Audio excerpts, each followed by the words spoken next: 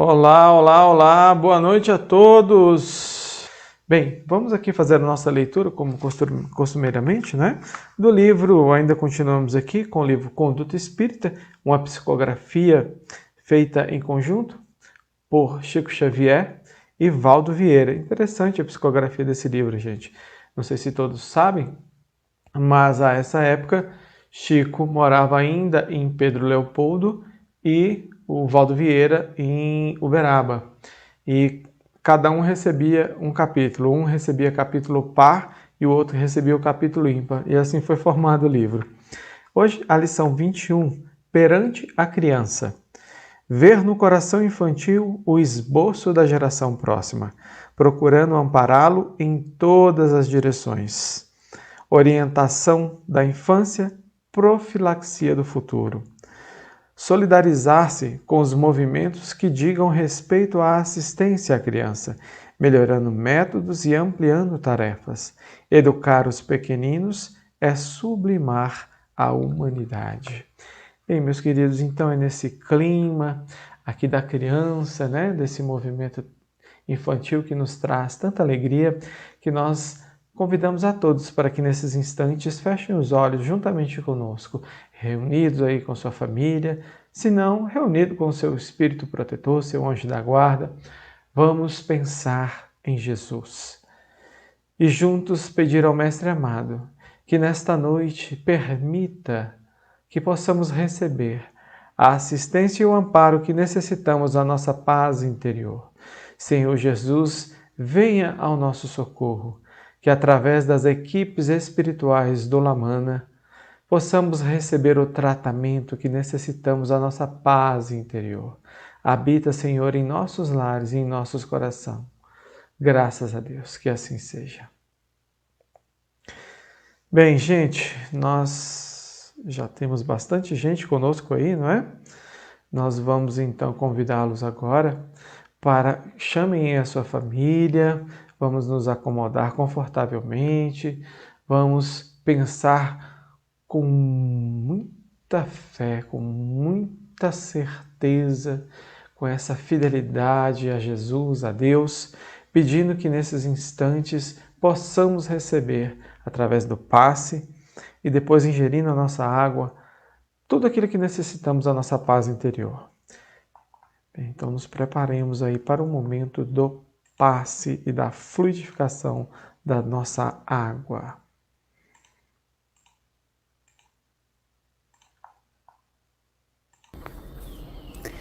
Nos preparemos para o momento do passe e fluidificação das águas. Coloque um recipiente com água limpa para ser fluidificada. Irmãos, não importa aonde você está, quais as dificuldades que está enfrentando, Jesus está sempre pronto para vir em nosso socorro. Coloque-se de maneira confortável, que lhe facilite a concentração e a receptividade. Respire lenta e tranquilamente. Inspire, expire. Inspire, expire. Encha seus pulmões de ar e solte bem devagar.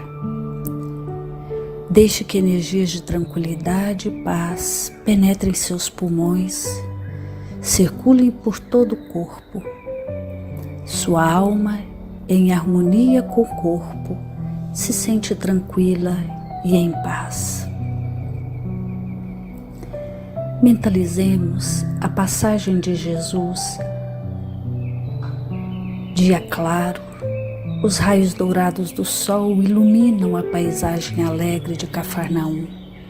Casario branco, trepadeiras multicoloridas e pássaros saltitantes enchem a paisagem de otimismo. A notícia das curas atraía a multidão dos necessitados. Subitamente Jesus aparece, esguio e belo. A túnica desce-lhe até os pés. Ao pôr do sol, todos os que tinham doentes atingido de males diversos traziam-nos, e ele, impondo as mãos sobre cada um, curava-os.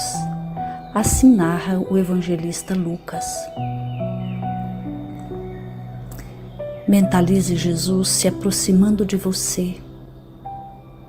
Ele impõe as mãos amigas sobre a sua cabeça. Perceba que de suas generosas mãos cai uma cachoeira de águas claras e puras, vindas do seu amor a te banhar. Derramam-se em sua cabeça, descem pelos ombros, banham todo o seu ser, te trazendo paz, serenidade, equilíbrio. Limpam todas as impurezas e te pacificam. Sinta estas águas te banhando, limpando. Respire. Mentalize agora Jesus como sol diante de você. Sua luz, seu calor te envolvem. Sinta as energias curadoras que emanam do Cristo em sua direção. Ele ouve as suas preces. Confie nele. Seu amor é infinito e te acompanha e protege, oferecendo de tudo o que necessitas. Confie. Absorva as energias curadoras de Jesus. Sua luz te envolve. Sinta essas energias percorrendo todo o seu corpo. Sinta-se fortalecido e em paz. Senhor Jesus, divino amigo, estende as tuas mãos generosas, Senhor, e transforma estas águas em remédio para os nossos males físicos e espirituais. Guarda-nos, Jesus, em sua paz. Estende as vibrações de amor em benefício do meu lar, Senhor. Que aqui possa reinar a paz, a saúde, a tranquilidade. Nós lhe rendemos graças, Jesus. Fica conosco hoje e sempre. Graças a Deus. Faça uso da água fluidificada. Muito bem, muito bem. Estamos de passe tomado, não é? Vamos fazer uso da água. Bem, antes de a gente chamar nosso amigo aqui, eu queria pedir para vocês fortalecer esse pedido, que quem ainda não se inscreveu no nosso canal Lamana Oficial, por favor, se inscreva, ative lá o sininho, e quem puder também, vamos dar like aí para a gente movimentar mais o nosso canal. Nós estamos com 934 inscritos e gostaríamos muito de bater a meta de 1000 inscritos. Por quê? Porque isso nos possibilita nos traz alguns benefícios lá no YouTube, facilita um pouco, nos permite usar algumas ferramentas, tá bom? E também convidamos aqueles que se sintam à vontade, que possam divulgar esse canal, essa atividade que nós desenvolvemos aos amigos, aos familiares, para que a gente movimente mais e leve essa mensagem do Evangelho a mais corações, a mais lares, tá? Essa é a nossa ideia. Me perguntaram também a respeito daquela música, né, que fica passando no começo lá antes de começar a nossa live. Digita no YouTube Concafra Instrumental. Você vai achar essa música lá, esse videozinho, tá bom? Bem, sem mais delongas, depois no final a gente dá os nossos outros avisos. Temos aí a nossa rifa correndo e vamos falar sobre a palestra de amanhã. Mas vamos chamar logo aqui o nosso amigo Paulo Rosa. Oi, Paulo, boa noite. Boa noite, Alex. Boa noite a toda a família Lamana. Seja muito bem-vindo, meu irmão. Mais uma vez, recebe esse convite e agradeço a oportunidade de falar do Evangelho. Nós é que agradecemos. Paulo, meu amigo, que você tenha aí boas inspirações, tá bom? Agora nós Obrigado, estamos aqui à sua disposição. obrigado. Meus irmãos, mais uma vez, que a doce paz do Divino Mestre Jesus nos envolva nessa conversa fraterna, em especial nesse capítulo de hoje, capítulo 18 do Evangelho segundo o Espiritismo, muitos os chamados, poucos os escolhidos. Esse capítulo, muitas das vezes, gera interpretações dúbias, porque ele começa com uma parábola, a parábola do festim das bodas. É importante a gente observar que quando esteve conosco o Divino Mestre Jesus, nós estávamos há 2000 anos atrás.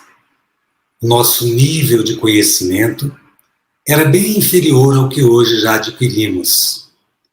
A região da Palestina, onde Jesus reuniu e dava ali as suas orientações, seus sermões, também concentrava povos de diversas regiões, com muitas linguagens, e a dificuldade na interpretação se fazia muito maior do que hoje, onde nós já recebemos conhecimento, instruções, e a ciência nos esclarece. Mas, interessante a gente observar alguns detalhes que muitas vezes possam passar despercebidos ao fazermos essa leitura. Inicia-se a parábola nos contando que um rei mandou cevar os seus animais, preparou uma festa com muito carinho, com muito amor, e todos nós sabemos o trabalho que dá para fazer uma festa. Imagina uma festa de bodas, que na cultura judaica dura 7 dias.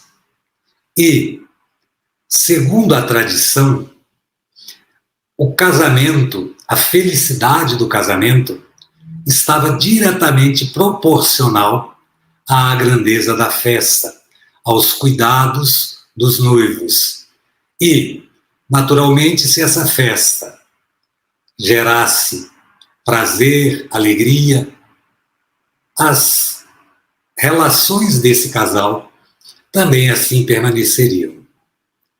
E nós temos em Jesus uma forte apreciação pelas bodas, valendo lembrar, inclusive, que o primeiro milagre que Jesus fez foi em Canaã, nas bodas do seu primo André, que, como a gente lembrou, durava 7 dias, e ou os noivos e aqueles que ajudavam na preparação da festa calcularam mal, ou os convidados exageraram, mas a verdade é que a bebida acabou.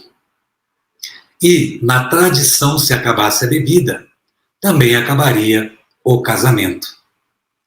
E aí, meio que sem graça, a mãe de André foi pedir a Maria, olha, fala com Jesus, vê se ele não pode dar uma ajuda.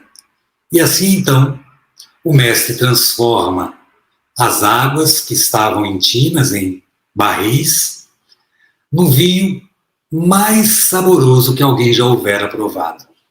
Os convidados, inclusive, acharam aquilo estranho, porque geralmente numa festa você serve o bom vinho primeiro, e aí depois, já que o povo está um pouco alegre, você serve aquele vinho não tão especial. Porém, para a surpresa de todos, deixaram para o final o melhor vinho. Naturalmente, o vinho que o nosso Senhor Jesus preparou. Porém, Pedro, isso está no livro Boa Nova, já um pouco incomodado com a bebedeira dos convidados, procura o mestre em particular e fala, mas Senhor, esse povo já está alterado, e o Senhor vai e transforma essa água em vinho? E aí Jesus, serenamente, responde a Pedro: Pedro, por acaso desconhece o prazer de servir a um amigo? Então, na tradição judaica, não poderia, de maneira alguma, aquela festa deixar algo a desejar. Sendo assim, essa parábola do festim das bodas nos conta Jesus que houvera então o Senhor preparado tudo nos mínimos detalhes e chamou os seus convidados especiais. Naturalmente, quando uma pessoa é importante, ela vai fazer o convite e nem todos serão chamados. Por exemplo, eu não estive no casamento do príncipe Charles, provavelmente nenhum de nós estivemos no casamento dos seus filhos, somente aqueles que foram convidados.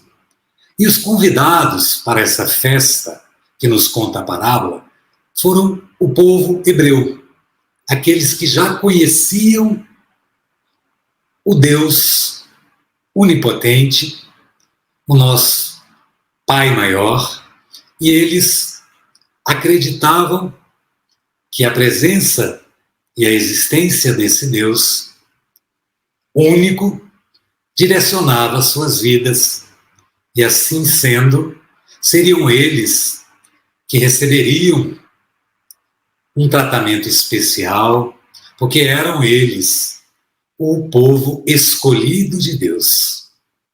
Porém, para a surpresa do Senhor da vinha, para a surpresa do nosso Senhor Jesus, o governador do planeta, que nos oferece todo dia a oportunidade de uma festa, de celebrar a vida, aqueles convidados não prestaram atenção no convite e cada um continuou com a sua vida, uns para o trabalho, outros para as festas, e recusaram participar da festa, das bodas do seu filho.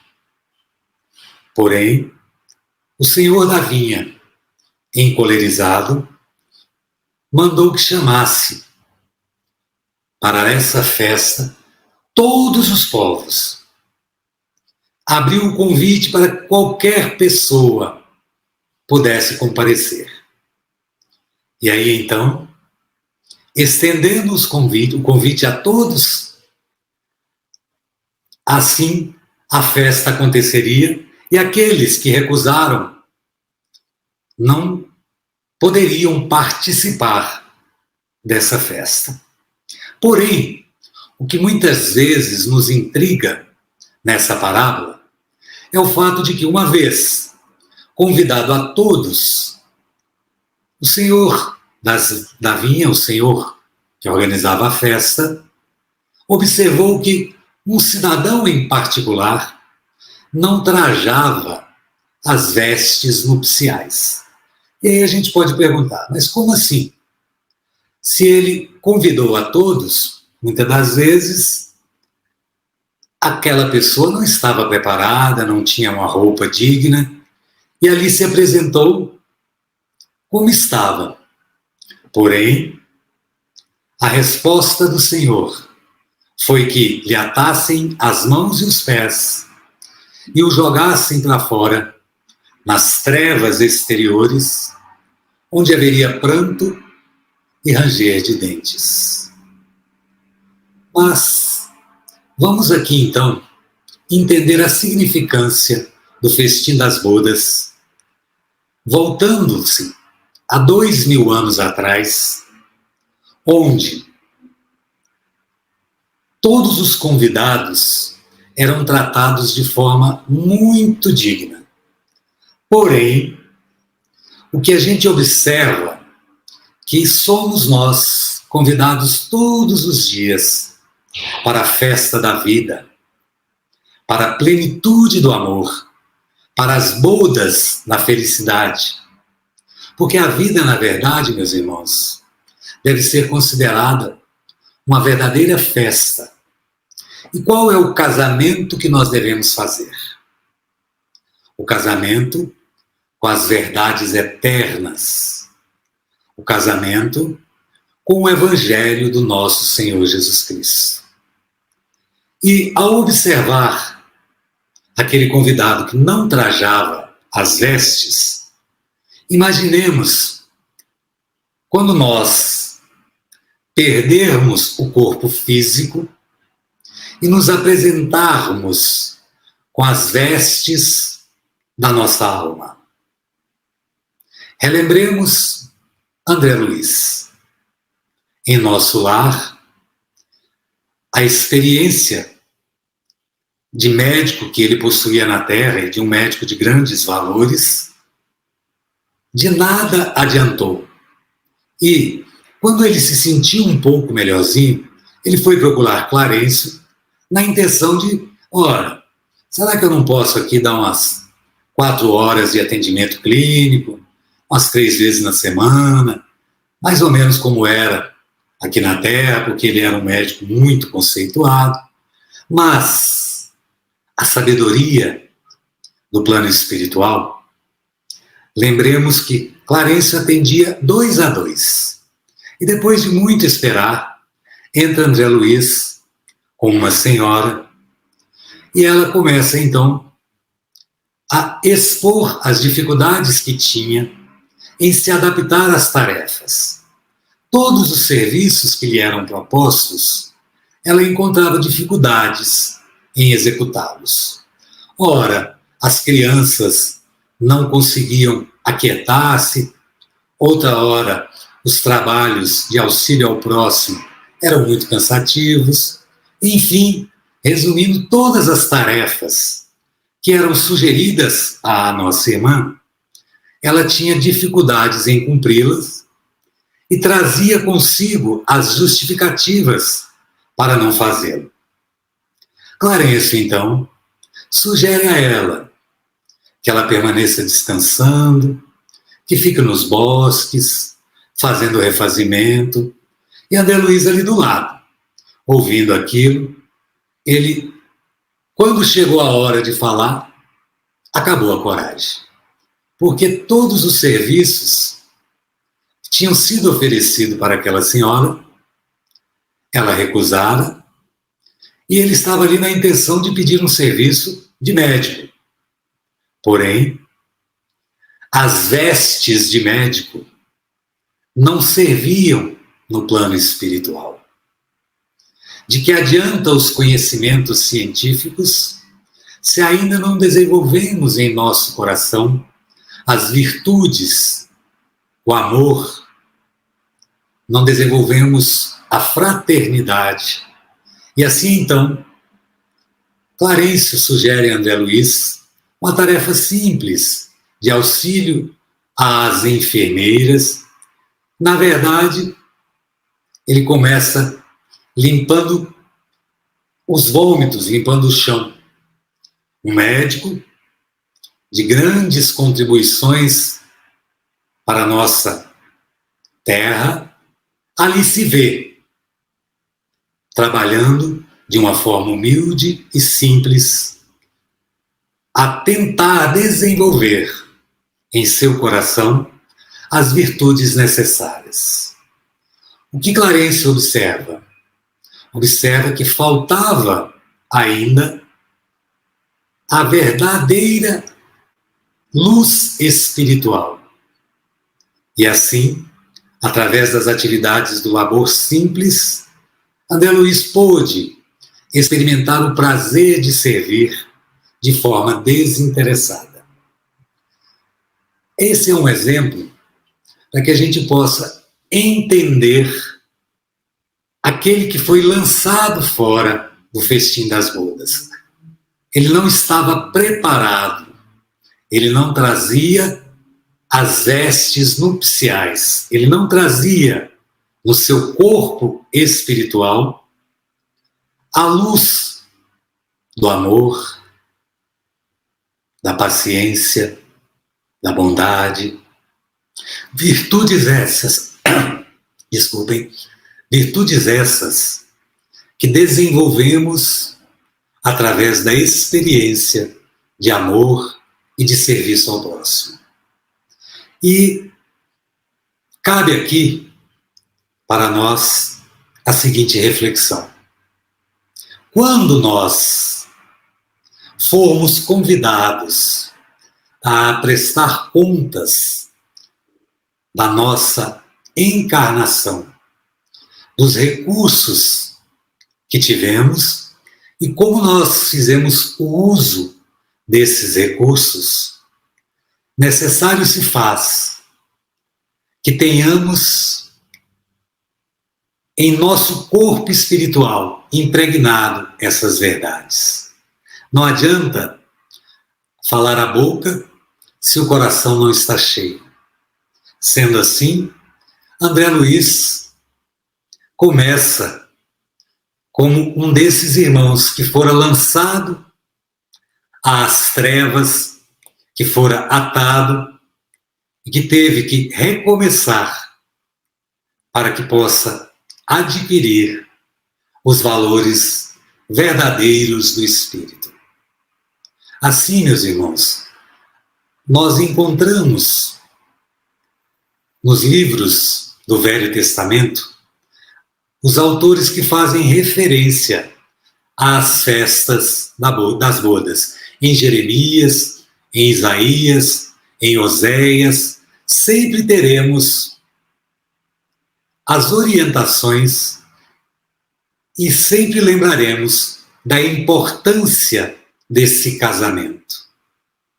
Porque o casamento é esperado bem antes da vinda do noivo, bem antes da vinda do nosso Senhor Jesus Cristo.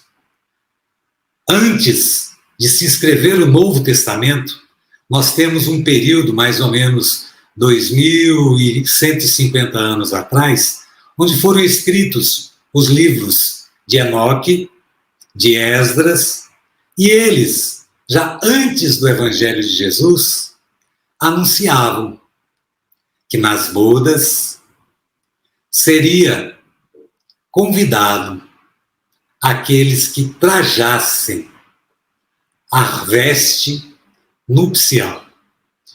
Veja vocês, antes de Jesus, nós já tínhamos o casamento como uma representação da união de dois espíritos. E o Evangelho nos remete à reflexão do casamento com as verdades do nosso Senhor Jesus Cristo, do nosso casamento com o Evangelho renovador. Necessário se faz que apliquemos em nossa vida os ensinamentos de amor ao próximo, despreendidos de qualquer interesse, para que faça brilhar a nossa luz. Exemplos nós podemos dar do nosso irmão Chico, da Madre Teresa, de Gandhi e tantos outros que estiveram aqui conosco, vestindo a carne física e souberam fazer brilhar a luz e o amor que todos nós recebemos quando fomos criados por Deus nosso Pai. Assim sendo, necessário se faz nos preparemos para essa festa. Necessário se faz que nós tenhamos uma vida que nos permita iluminar os nossos espíritos, que nos permita trajar as vestes nupciais, mas não somente físico, muito pelo contrário. Quando nós deixamos o corpo físico, já aprendemos aqui nas nossas lives e na nossa doutrina que o perispírito ele vai se formar com a matéria dos nossos pensamentos, com os atributos que a nossa alma possa ter desenvolvido.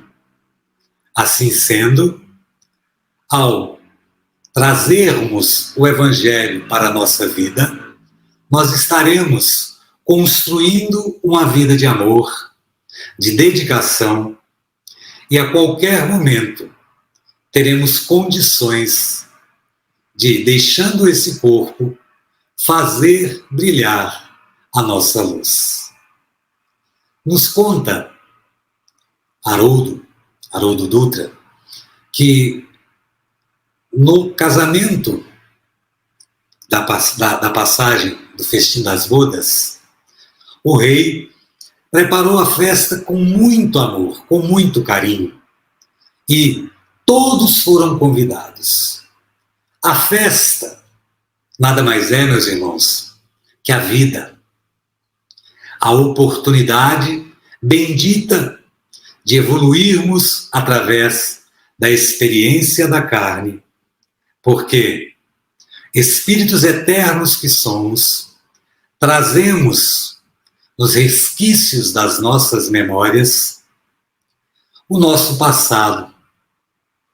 E seguramente, pelas dificuldades que hoje enfrentamos, podemos afirmar que ainda carregamos na nossa bagagem espiritual compromissos vinculados ao erro, ao egoísmo, e nas inúmeras oportunidades que tivemos de nascer e renascer, fizemos tal qual os convidados para as bodas. Não demos a atenção devida, não tivemos o respectivo respeito e deixamos de oferecer àqueles que nos convidam, ao Senhor que nos convidou, os recursos necessários para participar, então, deste banquete. Como nós podemos desenvolver a túnica nupcial?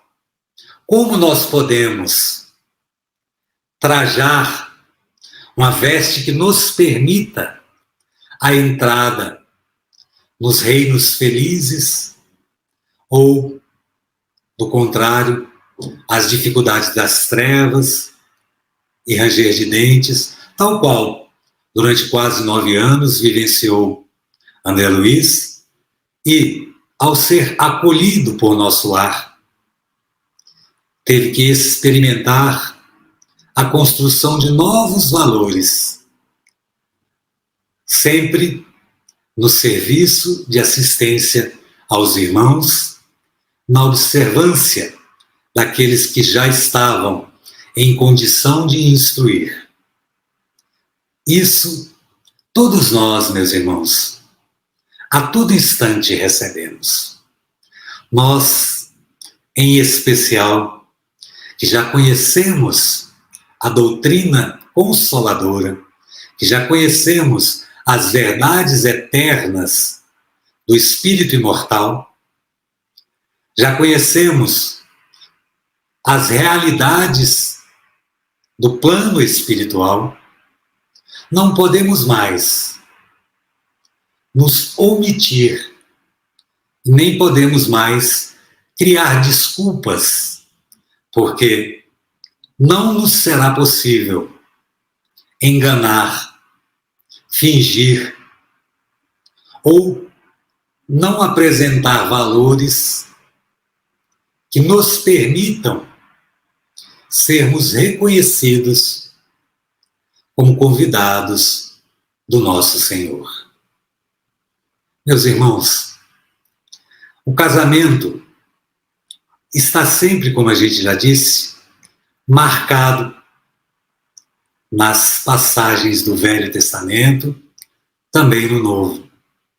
Mas o casamento, tal qual no regime civil, a sociedade que hoje impõe as leis, ele se difere de um país para o outro, de uma nação para outra, mas nós não podemos esquecer das verdades eternas. E o casamento que nós temos que fazer é o casamento com o Evangelho do nosso Senhor Jesus Cristo. Esse sim deve ser o nosso principal objetivo.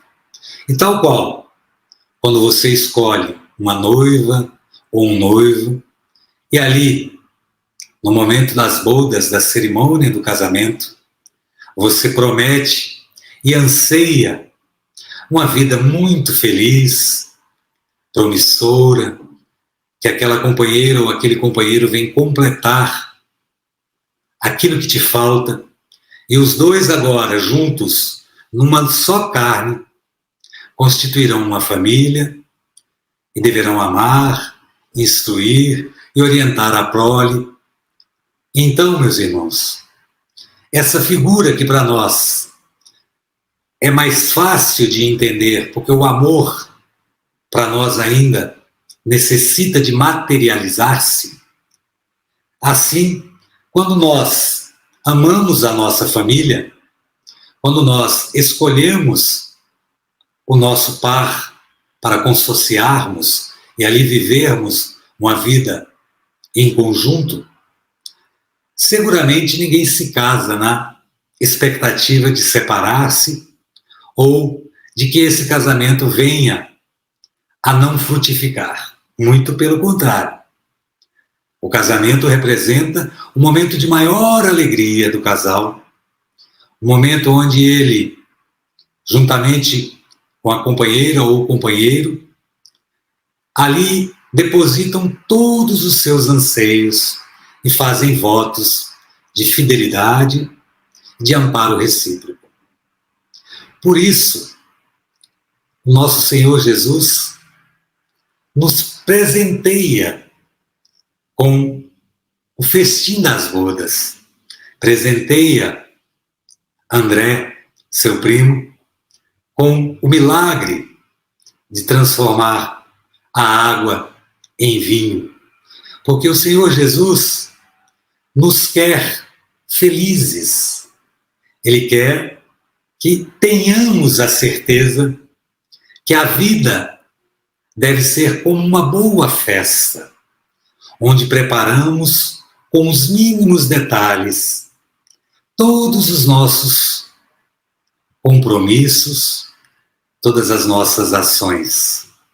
Assim, uma vez enganjados no propósito de uma união sincera e verdadeira, ninguém poderia deixar de aproveitar esses ensinamentos e trazê-los para as verdades eternas do nosso espírito.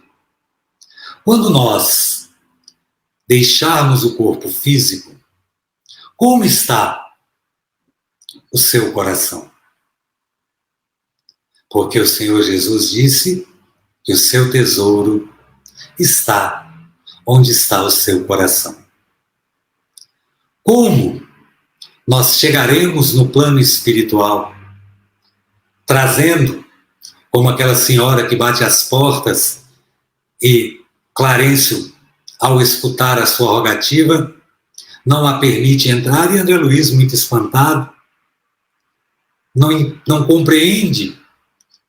E aí então, Clarencio esclarece que as marcas escuras que ela trazia no seu corpo espiritual eram dos abortos que ela cometera na sua última vida. Assim sendo, meus irmãos, nada fica escondido aos olhos dos espíritos superiores.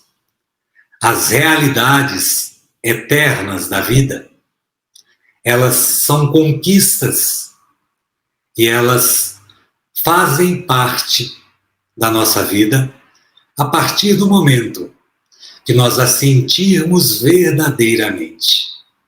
Assim sendo, todos nós fomos chamados para o festim para as bodas com o Evangelho de Jesus. O Mestre justo e bom, que simplificou as 613 leis da Torá em duas, para facilitar o nosso entendimento e aprendizado. O Senhor Jesus nos ensina que amar a Deus sobre todas as coisas e amar ao próximo como a si mesmo. Esses são os 2 mandamentos que resumem a toda a lei e os profetas. E como nós gostaríamos de ser tratados?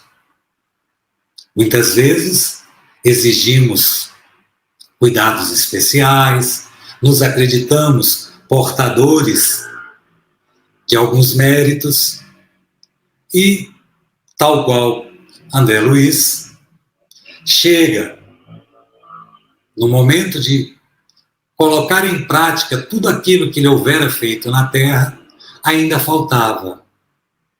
Faltava os valores imortais, os valores eternos da alma. Como eu posso desejar algo que eu não faço para alguém? Como Deus, nosso Pai, poderia me privilegiar em detrimento de outros filhos, uma vez que para o nosso Pai, justo e bom, não existem diferenças, não existem prerrogativas.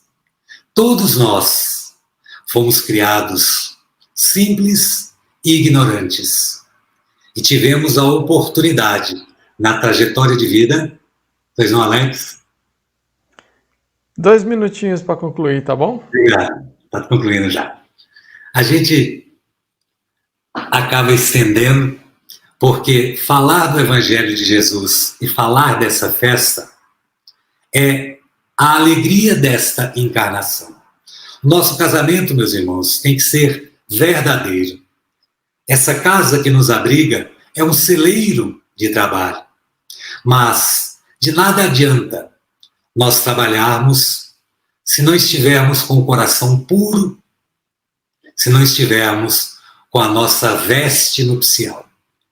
É necessário, meus irmãos, que o Evangelho entre em nossos corações e a nossa vida por ele seja guiada, para que o nosso perispírito possa, sim, ser recebido nas bodas do Senhor Jesus.